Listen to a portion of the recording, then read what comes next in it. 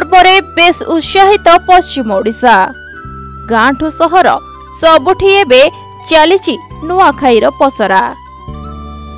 तेबे इष्ट देवी पाखरे नवान्न लागि हेला परे समस्ते नुआखाई निर्धारित होइथिबा तिथि लग्न अनुसार अधिष्ठात्री देवी मां पाटणेश्वरी और इष्ट देवी मां समलिंग ठारे नवान्न लागि होइछि।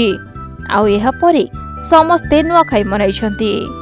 नुआखाई पई मांकर स्वतंत्र नीतिकांति करा जायतला। मंदिर को आसीथिबा पाहुर भाररे मांक पई साड़ी चूड़ी सिंदूर नुआ धान चूड़ा कुरे पत्र आदि रहिथिया बेले ताहा मां को अर्पण करा जायतला।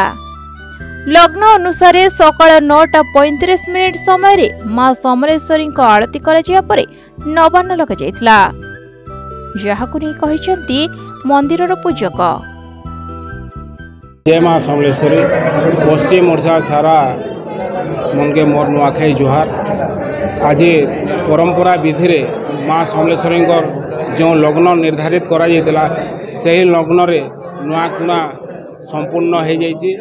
मां समलेश्वरी देवी को ब्रह्म मुहूर्त रे स्नान करी करी आमे स्नान कलु। पंचामृत स्नान होती आलती होती आ घंट शंख मृदंग रे बलांगीर बासी मां समलेश्वरी पाके धाई आईचन जे नुआ कुणा टिके नेमु आर आमर परिवार रे शांति श्रृंखला रे आमे नुआखाई पालन करू।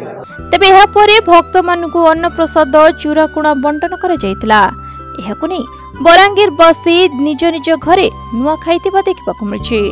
तबे नुआखाई एही अन्य परंपरा आदि कालरु रहि आस्ते बेले प्रति वर्ष हस उल्लास रे नुआखाई पर्वटी को पालन करछन्ति। बलांगीरु सरचंद्र मिश्रଙ୍କ रिपोर्ट प्रतिदिन टीवी।